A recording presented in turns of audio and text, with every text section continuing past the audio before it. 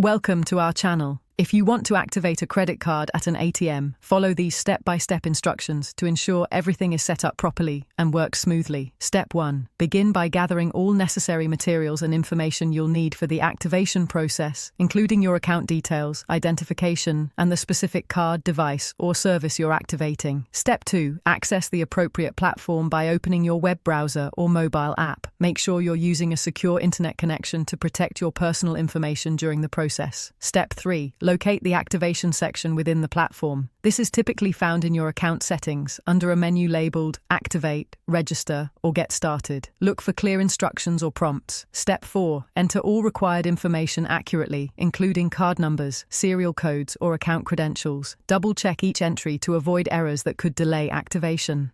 Step 5. Follow any verification steps that appear on screen. This may include receiving a confirmation code via text message or email, which you'll need to enter to proceed with activation. Step 6. Review all terms and conditions carefully before accepting. Make sure you understand any fees, limitations, or usage policies that apply to your activation. Step 7. Complete the activation by clicking the final confirmation button. You should receive an on-screen message indicating successful activation, along with a